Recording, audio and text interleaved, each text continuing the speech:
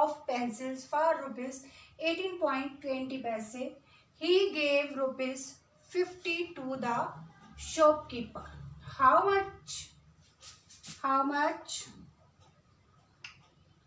much money did he get back? Student यहाँ पर ये क्वेश्चन है कि मोनू ने एक पेन खरीदा और मोनू ने एक पेन खरीदा 24 रुपये 50 पैसे में, और एक पैकेट पेंसिल्स का खरीदा उसने 18 रुपये 20 पैसे में. He gave rupees 50 to the shopkeeper. How much money did he get back? उसने 50 रुपये दुकानदार को दिए और फिर हमें बताना है कि उसे कितने पैसे वापस मिलेंगे. स्टूडेंट्स, उसके लिए सबसे पहले हम यहाँ तक क्वेश्चन को सॉल्व करेंगे. पहले हम यहाँ तक ध्यान से देखेंगे. देखिए, Monu bought a pen for rupees 24. Monu ने पेन खरीदा कितने का? हम यहाँ पे लिखेंगे कॉस्ट ऑफ. मैं इसी में से आपको बता देती हूँ स्टेटमेंट्स लिखना. आप लिखेंगे, ये सोल्यूशन है, आप लिखेंगे मोनू बॉट, ये लाइन लिखेंगे Monu bought a pen for equal rupees. कितने का खरीदा मोनू ने पेन? कितने का खरीदा स्टूडेंट्स? 24 रुपीज और 50 पैसे. उसके बाद नेक्स्ट लाइन हम लिखेंगे ए पैकेट ऑफ पेंसिल्स, यानी कि Monu bought A packet of pencils. Pencils कितने की खरीदी उसने? रुपीज 18 रुपये 18 रुपीज 20 पैसे की. यहाँ तक हम स्टूडेंट्स इसको यहाँ तक ऐसे लिख लेंगे. सबसे पहले हम देखेंगे कि मोनू ने जो पेन है वो कितने में खरीदा, वो लाइन लिख लेंगे. फिर हम नेक्स्ट लाइन में लिखेंगे कि Monu bought a packet of pencils, कि उसने पेंसिल्स कितने की खरीदी. स्टूडेंट्स, पहले हम यहाँ तक सॉल्व कर लेंगे कि हम देख लेंगे कि उसने पेन और पेंसिल कितने रुपए में खरीदी है. तो हम देख लेंगे कि उसने कितने में खरीदी है दोनों चीजें. टोटल स्पेंड कि उसने टोटल कितना स्पेंड किया, कितने रुपए खर्चे मोनू ने. हम यहाँ पे देख लेंगे. हम इन दोनों को प्लस कर देंगे. पेंसिल और पेन की कॉस्ट को 0, 7, 4, 8, 12 कैरी 1, 2, 3 और 1, 4. यहाँ पे आ जाएगा ये टोटल स्पेंड, यानी कि टोटल उसने पेन और जो पेंसिल है खरीदी हैं वो उसने 42 रुपीज और 70 पैसे में. अब यहाँ तक तो हमारा जो ये क्वेश्चन है वो सॉल्व हो गया स्टूडेंट्स.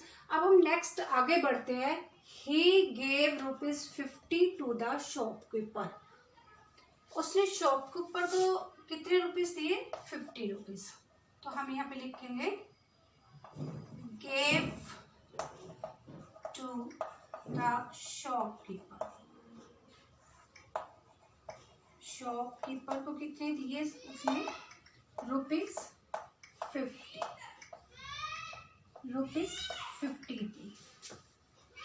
तो उसके बाद उसने स्पेंड कितने किए थे, कितने खर्चे थे? स्पेंड इक्वल रुपीज कितने स्पेंड किए उसने? 42.70 पैसे. इतने पैसे उसने स्पेंड किए थे. स्टूडेंट्स, उसे शॉपकीपर को दिए. शॉपकीपर को उसने दिए थे रुपीज 50. शॉपकीपर को उसने दिए रुपीज 50 और उसने स्पेंड किए थे रुपीज 42.70 पैसे. तो हम क्या करेंगे और हमें निकालना है how much money did he get back. हम लिखेंगे यहाँ पर थर्ड लाइन में मनी ही गेट बैक, उसको कितने पैसे वापस मिले. तो हम क्या लिखेंगे यहाँ पे? रुपीज जो 50 रुपीज़ उसने दुकानदार को दिए उसमें से जितने उसने खर्च किए थे उसको माइनस कर देंगे। यहाँ पर 0 की 0, 10 में से 7 गया 3, यहाँ पर बचे 9, 9 में से 2 गया 7, हमने इधर से 4 में से बोर्ड ले लिया था, ये 10 बन गए, 10 में से इधर लिया, ये 10 बन गए, और यहाँ पे बचे हमारे पास 9। तो स्टूडेंट्स उसके पास कितने पैसे बचेंगे? उसके पास बचेंगे 7 रुपये 30 पैसे, 7 रुपीज़ एंड 30 पैसे। मनी ही गेट बैक।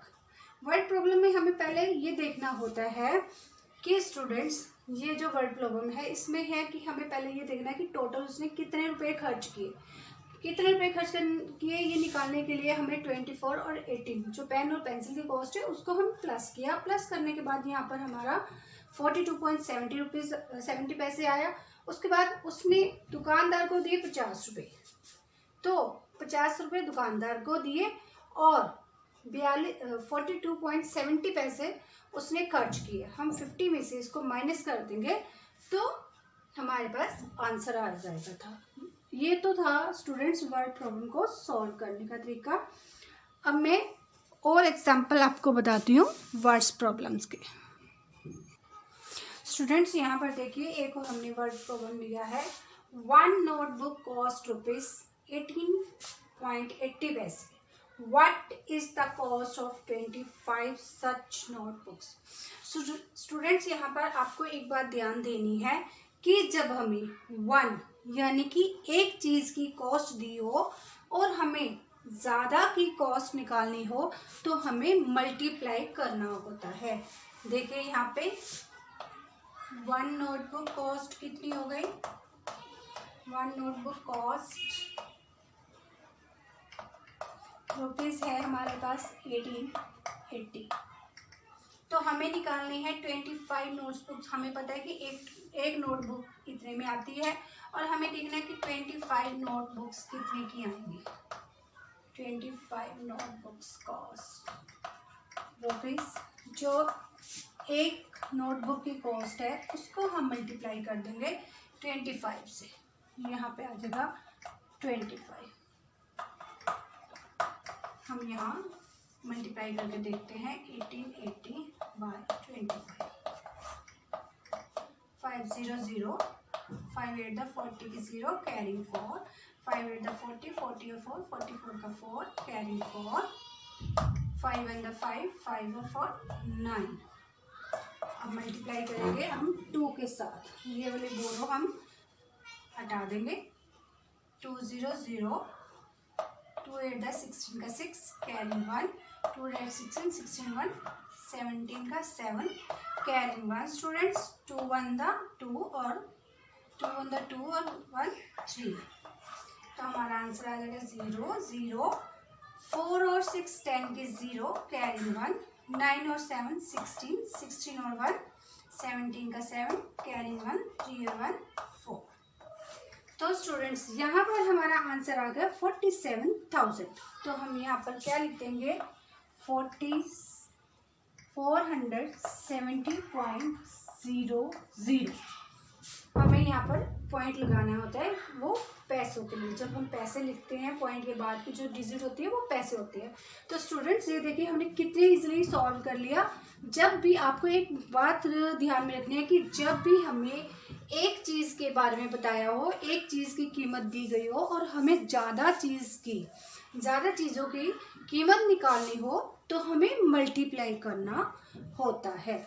अब मैं स्टूडेंट्स आपको बताती हूँ, जब हमें ज़्यादा चीज़ों की कॉस्ट दी हो और हमें एक चीज़ का कॉस्ट का पता लगाना है तो उसके लिए हम क्या करेंगे।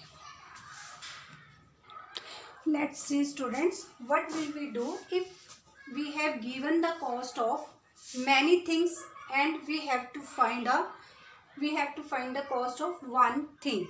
Here Meera got 15 pencil for ₹350।